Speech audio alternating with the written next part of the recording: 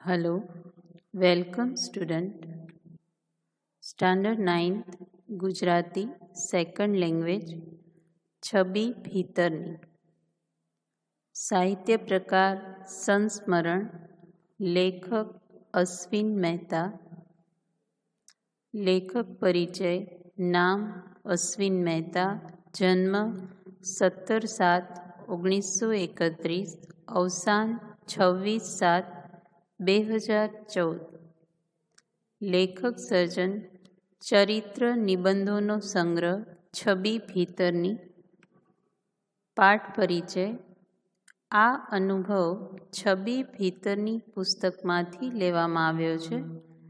Photography માટે દેશ વિદેશમાં ફરતા લેખકને કેટલાક અનુભવો થયેલા તે અનુભવો અહીં મૂકવામાં આવ્યા છે.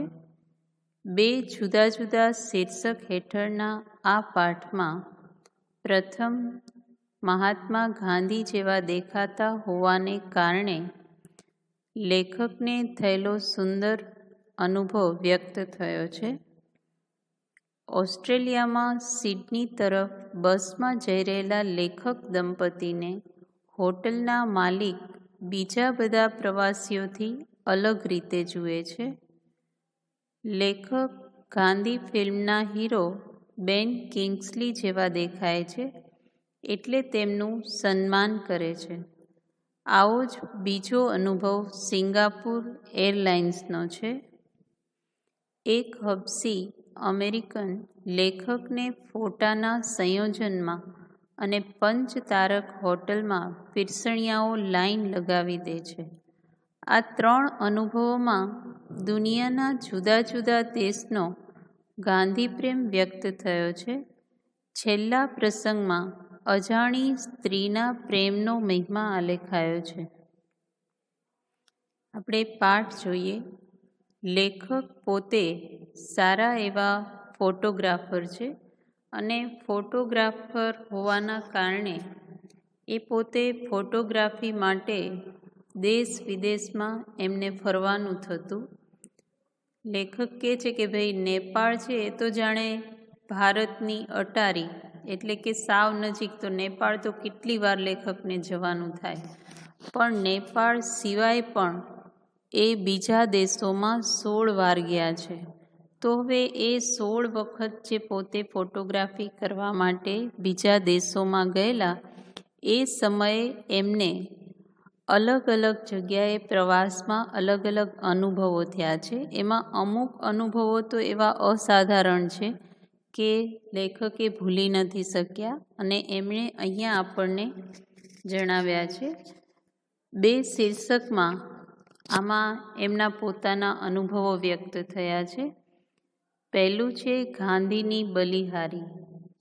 તો ગાંધીની બલિહારીમાં કેવી રીતના કઈ કઈ જગ્યાએ ગેરસમજ થાય છે તે અહીં દર્શાવ્યું છે કે લેખક છે એનો ચહેરો ગાંધી પિક્ચરના હીરો જે બેન કિંગ્સલી છે એના જેવો છે.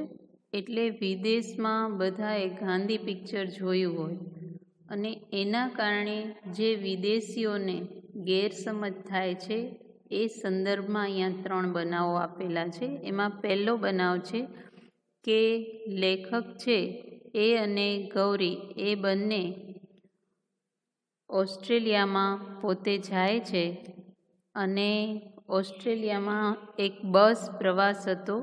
એમાં પોતે હવે સિડની પહોંચવાના હતા, પણ સાંજે પહોંચવાના બદલે થોડું મોડું થયું એટલે ડ્રાઈવરે એક હોટલ પાસે બસ ઊભી રાખી અને બધાને કીધું કે ભાઈ અડધો 1 કલાક છે, 8 સાડા 8 થયા હતા ત્યારે બસ ઊભી રાખી કે અડધો 1 કલાક છે, બધા જમી લ્યો કારણ કે આપણે હોટલ પહોંચશું તો મોડું થઈ જશે, એમ કે આશરે 12 વાગી જશે, તો તમે અત્યારે અહીંયા જમી લ્યો.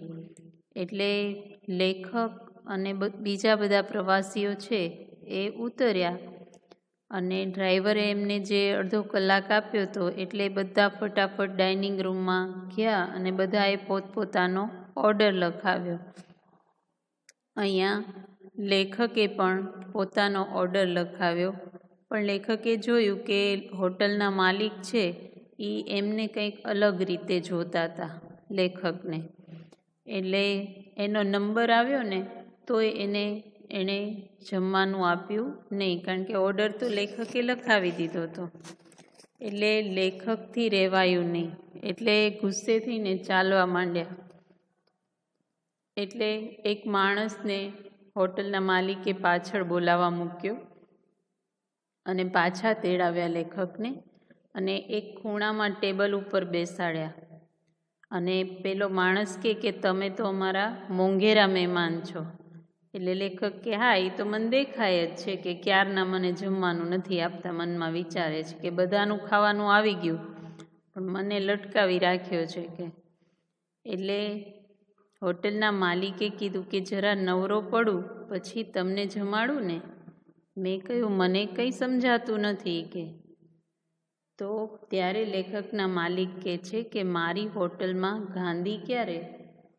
હવે જે રહસ્ય હતું એ ઘટસ્ફોટ થયું, કારણ કે લેખક છે એ ગાંધી ફિલ્મના જે હીરો હતા એના જેવા લાગતા હતા, અને આ જે હોટલના માલિક હશે, કારણ કે લેખક છે બેન કિંગ્સલી જેવા લાગતા હતા, એટલે હોટલના માલિકે ગાંધી ફિલ્મ જોઈ હશે અને એને એમ થયું કે આ ગાંધીજી જ આવ્યા છે, અને એના કારણે પોતે એને પહેલાં જમવા ન દીધું પણ સ્પેશિયલ ટેબલ આપી અને એની મહેમાનગતિ કરી. તો વિચાર કરો કે ગાંધીજી માટે લોકોને કેટલું બધું માન છે. એવો જ એક બીજો પ્રસંગ છે કે સિંગાપુર એરલાઇન્સમાં ત્યાં ન્યૂયોર્કમાં લેખક ફોટા પાડવા ગયા છે. ત્યાં ફોટા પાડવાનો જે 8મો એવન્યુનો નાકો કહેવાય છે ત્યાં ગયા હતા. તો ત્યાં એક હબસી છે અમેરિકન, એ નીચે અપ્રાપ્ય પુસ્તકો, મતલબ કે જે ક્યાંય જોવા ન મળે એવા જૂના પુસ્તકો અને જૂના સામયિકો પોતે ફૂટપાથ ઉપર વેચતો હતો. હવે લેખક જ્યારે ફોટો પાડતા હતા ત્યારે એને ફોટો આમ વ્યવસ્થિત એ સંયોજન એટલે કે કમ્પોઝિશન કરે, એના માટે એને અમુક જગ્યાએ ઊભા રહેવું જરૂરી હતું. હવે એમાં પેલા હબસી છે એને આડો આવતો હતો, પણ જો એને એવું કે ભાઈ તું ખસ, તો ઓલો ગુસ્સે થઈ જાય અને વાત બગડી જાય. એટલે લેખક થોડા મૂંઝવણમાં હતા. ત્યાં તો પેલા હબસીએ સામેથી એમને પૂછ્યું કે તમને હું કંઈ મદદ કરી શકું? એટલે લેખકને ન સમજાણું, પણ ત્યારે તો લેખકે તરત જ એનો ફોટો છે એ પાડી લીધો ને કેમેરો બેગમાં બંધ કરતાં એને પૂછ્યું કે તમને એવું તે શું થયું કે તમે મને મદદ કરવા માટે તૈયાર થઈ ગયા? કારણ કે ફોરેનમાં કાંઈ કોઈને મદદ કરે એવું ક્યારેય સાંભળ્યું નથી. એટલે એણે કીધું કે ઠીક, આ તો અહીંયા પણ ગાંધીની જ બલિહારી છે, અને એ હબસી પણ ગાંધીનો પ્રશંસક હતો, અને ગાંધી ફિલ્મને 8 ઓસ્કાર એવોર્ડ મળેલા હતા. એટલે પેલા હબસીએ કીધું કે ભાઈ ગાંધી માટે કોણ શું ન કરે. અહીંયા પણ એ હબસી જે છે એને લેખકને ગાંધી ફિલ્મના હીરો બેન કિંગ્સલે જેવા લાગતા હતા લેખક, એટલે એને જ ગાંધી સમજી લીધા. આવો જ એક બીજો અનુભવ પણ ન્યૂયોર્કમાં થયો હતો કે ન્યૂયોર્કની મોટી પંચતારક હોટલ હતી, એમાં લેખકને એક પ્રકાશક બાઈ સિન્થિયા હતી, એની સાથે એની લંચ મિટિંગ હતી. એટલે લંચ મિટિંગ માટે 1 કલાક ફાળવ્યો હતો, પણ વાતોમાં સમય એટલો બધો પસાર થઈ ગયો કે 1 કલાકના બદલે 2.5 કલાક થઈ ગયા, અને એના કારણે હવે એક પછી એક વાનગીઓ તો આવતી ગઈ હતી પણ પેટ સુધી હજી કાંઈ પહોંચ્યું નહોતું. પણ પેલી જે સિન્થિયા હતી એણે બીજી જગ્યાએ બીજી મિટિંગનો ટાઈમ આપ્યો હતો, એટલે એ તો તરત જ પોતાની ગાડી મારી મૂકે છે અને જલ્દી પોતે જતી રહે છે. પણ લેખકને બહુ ભૂખ લાગી હતી, એટલે એને એમ થયું કે ના ભાઈ, હું તો ખાઈને જ જઈશ. એટલે લેખક ખાવા બેઠા. અહીંયા ગાજરની કેક, ઇટાલિયન કોફી, કાપુચીનો, આવું બધું હતું અલગ અલગ. અને સિન્થિયા તો પોતે બિલ ચૂકવી અને હોટલથી બહાર જતી રહી. પણ જેવી સિન્થિયા ગઈ એવી લેખકના ટેબલની આસપાસ જે પીરસણિયાઓ હતા, એટલે કે વેઇટર હતા, એનો મેળો જામી ગયો. આમ એક પછી એક કેટલા બધા અલગ અલગ વસ્તુઓ લઈને ઊભા હતા. અને લેખકને એમ થયું કે નક્કી આ ટેબલ કોકનું બુક કરાવેલું હોવું જોઈએ. એટલે લેખકને એમ કે મારે થોડી ઉતાવળ કરવી જોઈએ. ત્યાં તો એને એક અશ્વેત પીરસણીયો, એટલે કે એક કાળો લાગતો એવો વેઇટર, અને એ પણ બંગાળી જેવું એણે માની લીધું. એટલે પોતે એને એમ થયું કે આ કલકત્તામાં મારવાડીઓની હિન્દી બંગાળી જેવો લાગે છે. એટલે એને બોલાવ્યો અને એને કે ભાઈ, આ બધો જમેલો શેનો છે? એટલે એ હતો એકચ્યુઅલી બાંગ્લાદેશી મુસલમાન હતો. પણ એણે પછી કીધું કે ભાઈ, તમે ગાંધી જેવા લાગો છો ને, એટલે તમને જોવા અને તમારી સેવા કરવા માટે બધા ભેગા થયા છે. અને એમાં પાછા એ તો એવું કીધું કે મને આમાં હસ્તાક્ષર માગ્યા. હસ્તાક્ષર એટલે સાઇન. હવે લેખક મૂંઝાણા કે આ મારે શું કરવું, કે હું ગાંધી પણ નથી અને હું બેન કિંગ્સલે પણ નથી, કે હવે આને હું મારું નામ અશ્વિન મહેતા ચિતરી દઉં તો એમાં મને કોઈ વાંધો નથી. તો આમ ગાંધી ફિલ્મ 10-12 વર્ષમાં પહેલાં જ જોવામાં આવી હતી, તેમ છતાંય આજે પણ લોકો ગાંધીજી પ્રત્યે એટલો જ આદર રાખે છે. એ આપણને આ 3 બનાવોમાં જોવા મળે છે. ત્યાર પછી બીજો જે પ્રસંગ આપ્યો છે એ માનવી મનની ગંગાજમની, એટલે કે માણસનું મન છે એ કેવું પવિત્ર પણ આજે છે.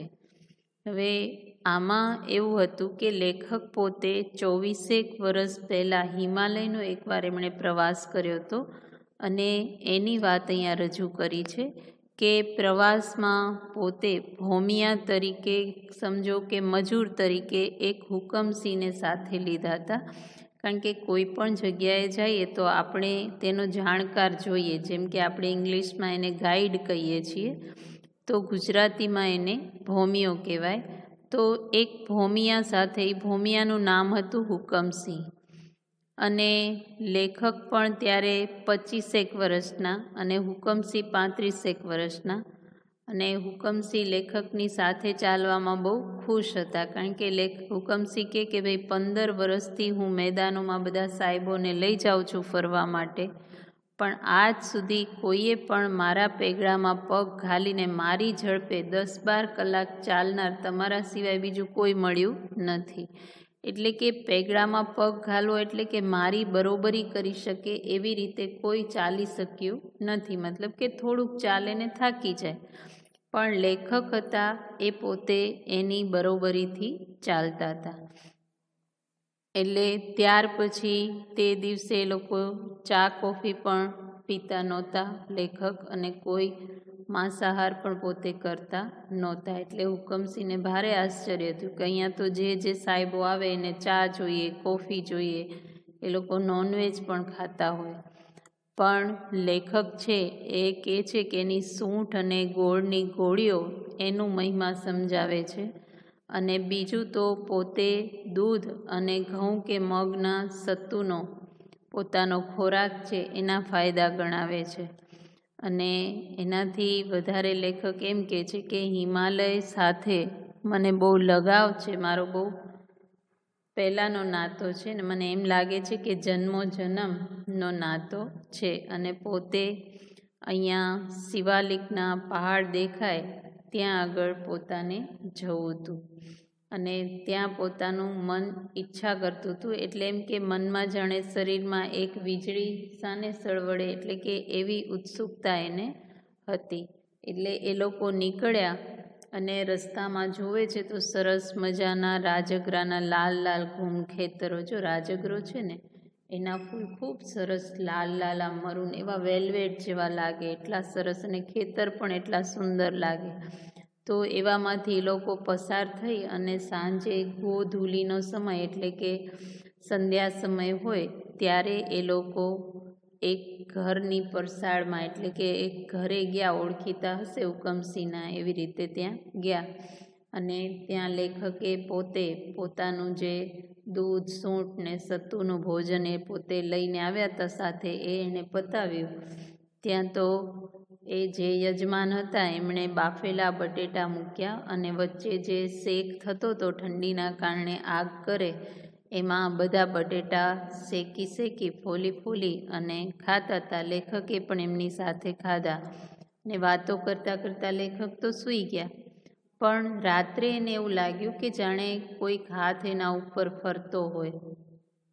એટલે લેખક ઝબકીને જાગી ગયા. જોયું તો પેલા જે ખેડૂતના ઘરે રોકાણા હતા એના ઘરડા માજી હતા, એ પોતે એનું ઓઢવાનું સરખું કરતા હતા.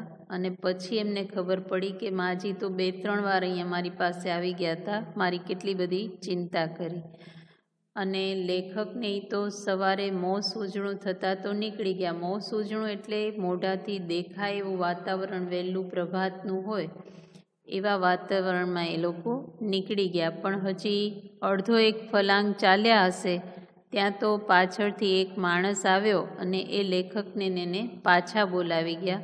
અને માજીએ કીધું કે ભાઈ, હું શિરામણમાં રોકાઈ હતી એટલે તમને વિદાય નહોતી આપી શકી, એટલે એટલા માટે બોલાવ્યા છે. પછી લેખકને એમણે પહેલાં તો એના જેટલા ખિસ્સા લેખકના હતા એ જરદાલુથી ઠસોઠસ ભરી દીધા.